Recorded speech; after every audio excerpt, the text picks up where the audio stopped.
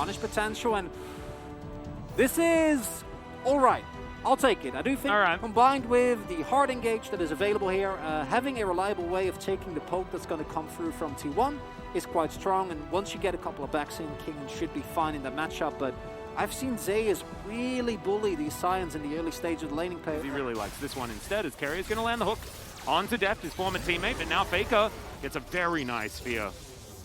And that is going to stop any barrier. Hook.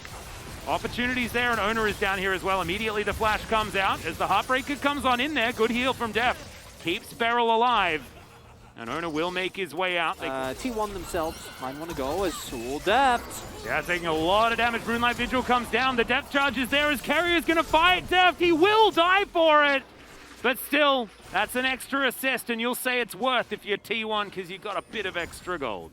Key thing also is that entire wave is going into the turret here. Deft, of course, going to be happy that he gets that kill, but I wonder what the counter trade is going to be here for DRX. Kingen has actually been able to shove a big wave in, so contest here might be a little bit hard. Zeka making his way over, but Owner waiting in the mist. Yes, indeed. Kingen's going to be able to rotate up, Zeka as well, and Beryl is going to get here at the same time, so T1 intelligently just going to give this one up.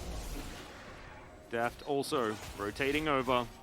So DRX, second Drake of the game, and with all of their bot side control, they will be able to collect it. We'll have to have a look at what the soul is going to be in this game after that one goes down, and it will be Happy Atlas. There we go.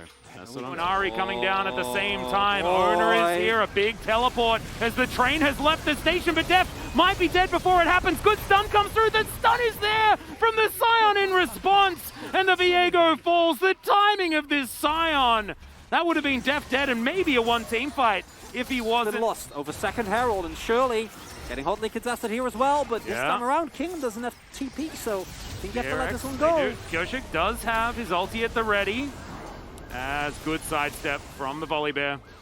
Turns on the Sirens, and they are going to be able to make their way out, but T1 just walk up, grab themselves, will just walk their way out as well. No rush in this game. I think T1 very happy to scale, even though there is sort of that classic front-to-back style of team fighting composition. T1 have a lot of tools to get work done in the late game. Shirley will come through. The train is going to be utilized just to block a depth charge, and King is going to punch Shirley in the face. All right, so we have two monstrously fat members. We have Deft on one hand, as he now picks up solo turret gold as well, and then we have Zeus on the other as they go in. Great hook. That's the Shadow Surge as well as the Solar Flare goes down. Kingen will die as Owner's going to pick up the first reset. Turns into a Scion as well, which is pretty scary. Now looking to chase after them. There are two Scions. Two Scions! As I was getting into when Carrier found that hook in mid, we are currently looking at a T1 that has a Zeus that is monstrously accelerated. Obviously, already a big menace, and if you get Cyrilda's Grudge like very, very far ahead of Flash, and doesn't have to use very much right now. Featherstorm does come out, as now Beryl trying to get out of here, has to flash the Shadow Surge, otherwise Faker was coming. Depth charge comes down, and that means Owner is going to help secure the kill onto the Leona. And Kyoshik dies pretty much as an afterthought. To the side, we'll find a hook here onto the Leona. The Eclipse is there, but he's not as tanky as he wants to be right now. And that is just free. And there's no response from DRX. Say that Carrier goes in. I mean, it was a good attempted engage. It still was, and like even with... It's a zoning hook. That was a zoning. Well, you get the turret, so see? It worked.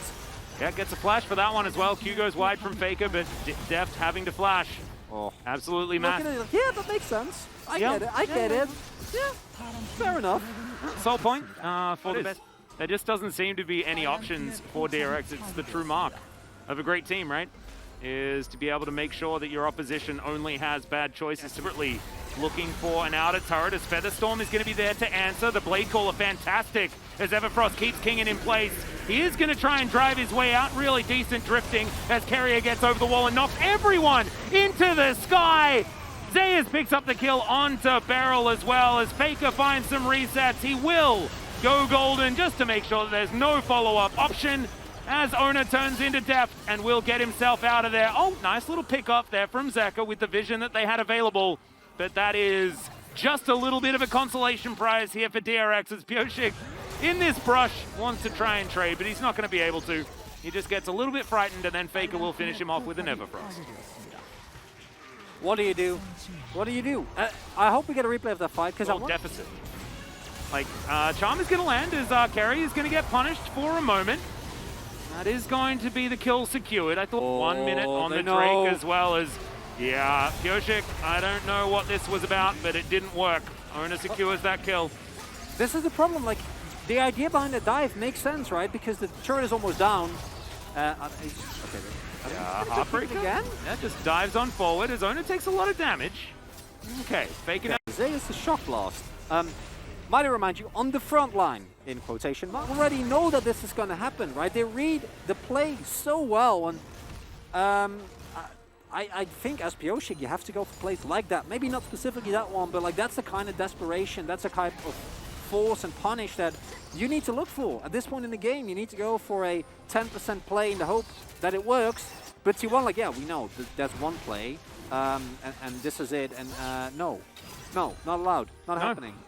Well, now they're going to run real quick because Cloud Soul will come in for them. Owner is down there securing it as the Baron has been started. Okay, DRX, let's see whether you can actually secure it. Oh? Well, they're doing it relatively slowly. Slow. Yeah. I think they're going to get it, but die immediately afterwards. Well, Zekir is going to rotate over, gets the bad news that there are a lot of people here, and the Baron is still very healthy. Oh, not happening. Pioshik also not very tanky, as Zeus going to get rid of Kingen from this area. The full reset going to come through, and Kingen, I think, is just going to die. No train has an option, and that is going to be T1's prize for catching out that Baron. Unfortunately, for DRX, they just didn't have enough damage. Depth charge to come through here as Beryl looking to try and keep his 80 carry alive. Shadow Surge going to be avoided there by Def.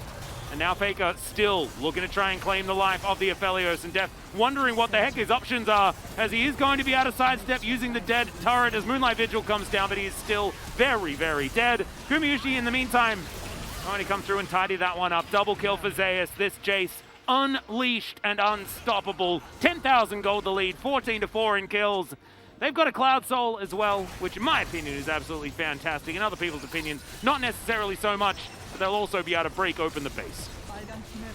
T1 just too good, Atlas. I don't know what to tell you. DRX had some good moments, but even the plays that on paper looked like they worked out for them were then immediately met by a gold lead for T1. It's nuts. The Scion is also really dead right now, as Owner turns into him, has a bit of fun there. He's going to go down relatively low, but the Nexus turrets are going to do exactly the same thing.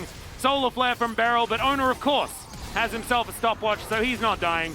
He's going to flash, grab one last kill, and T1 are one step away from plus 29 and the 18-0 perfect split. For the first time ever in LCK history, we could have a team that has not lost